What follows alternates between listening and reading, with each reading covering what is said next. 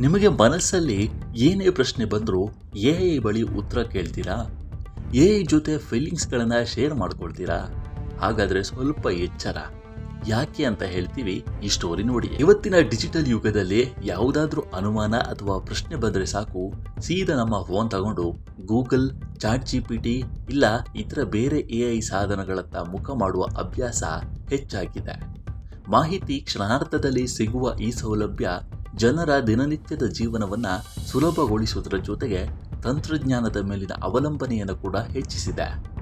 Job, hotel, ಸಲಹೆ, ಸೌಂದರ್ಯ, ಆರೋಗ್ಯ ಹೀಗೆ ಹತ್ತಾರು ವಿಷಯಗಳ ಬಗ್ಗೆ ಉತ್ತರ ಹುಡುಕಾಟ ಹೆಚ್ಚಾಗಿ ಫೋನ್ನಲ್ಲಿಯೇ ಆಗ್ತಿದೆ.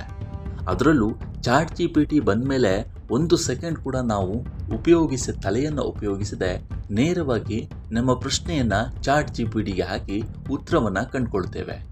ಈ ಸಾಧನಗಳು ಈಗೀಗ ಕೇವಲ ಮಾಹಿತಿ ಪಡೆಯುವ ಉಪಕರಣಗಳಲ್ಲ, ಬದಲಾಗಿ ಭಾವನಾತ್ಮಕ ಬೆಂಬಲಕ್ಕಾಗಿ ಬಳಸಲಾಗುತ್ತಿರುವ ಹೊಸ ಮಾರ್ಗಗಳಾಗಿ ಬಿಟ್ಟಿವೆ. ಇಂದಿನ ವೇಗದ ಜೀವನ ಶೈಲಿ ಮತ್ತು ಒತ್ತಡಭರಿತ ಪರಿಸ್ಥಿತಿಗಳ ನಡುವೆ ಜನ ಭಾವನಾತ್ಮಕ ಬೆಂಬಲಕ್ಕಾಗಿ ಹೊಸ ಮಾರ್ಗಗಳನ್ನು ಹುಡುಕ್ತಾ ಇದ್ದಾರೆ. ಈ ಹಿನ್ನೆಲೆಯಲ್ಲಿ ಚಾಟ್ ಜಿಪಿಟಿ ಮುಂತಾದ ಕೃತಕ ಬುದ್ಧಿಮತ್ತೆ ಅಂದರೆ ಎಐ ಸಾಧನಗಳು ಕೇವಲ ಮಾಹಿತಿಗಾಗಿ ಮಾತ್ರವಲ್ಲ, ಮನಸ್ಸಿಗೆ ಧೈರ್ಯ ನೀಡುವ ಸಹಾಯಕಗಳಾಗಿ ಹೊರಹೊಮ್ಮುತ್ತಿವೆ. ಸ್ನೇಹಿತನಂತೆ ಮಾತನಾಡುವ, ತಕ್ಷಣ ಪ್ರತಿಕ್ರಿಯಿಸುವ ಈ ತಂತ್ರಜ್ಞಾನ ಇದೀಗ ಭಾವನಾತ್ಮಕ ಬೆಂಬಲದ ಹೊಸ ಪ್ರವೃತ್ತಿಯಾಗಿ ಬೆಳೀತಿದೆ. ಇತ್ತೀಚಿನ ಅಧ್ಯಯನಗಳು, ವಿಶೇಷವಾಗಿ ಹಾರ್ವರ್ಡ್ ಬಿಸಿನೆಸ್ ರಿವ್ಯೂ ವರದಿ, ಜನರು ಎಐ ಬಳಕೆಯ ರೀತಿಯಲ್ಲಿ ದೊಡ್ಡ ಬದಲಾವಣೆ ಕಂಡುಬಂದಿದೆ ಎಂದು ಸೂಚಿಸುತ್ತದೆ.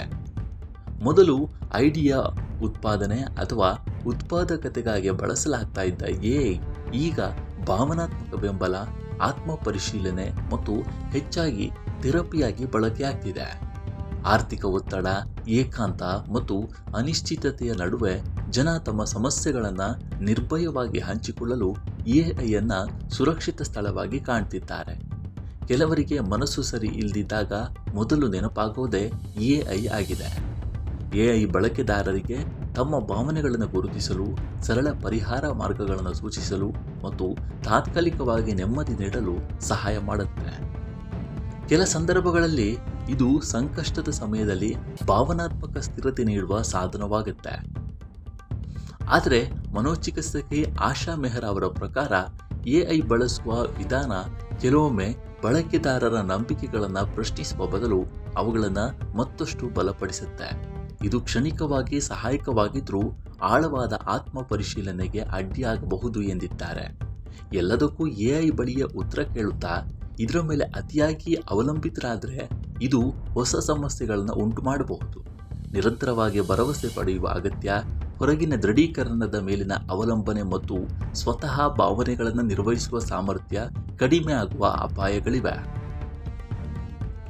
ಎಐ ಯಾವಾಗಲೂ ನಿಖರವಾದ ಮಾಹಿತಿ ನೀಡುತ್ತೆ ಅನ್ನೋದಿಲ್ಲ.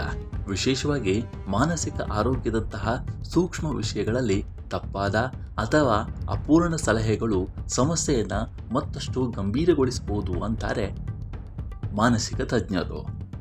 ಈ ಬಗ್ಗೆ ನಿಮ್ಮ ಅಭಿಪ್ರಾಯವೇನು ಅನ್ನೋದನ್ನು ಕಾಮೆಂಟ್ ಮೂಲಕ ತಿಳಿಸಿ. ನಮಸ್ಕಾರ.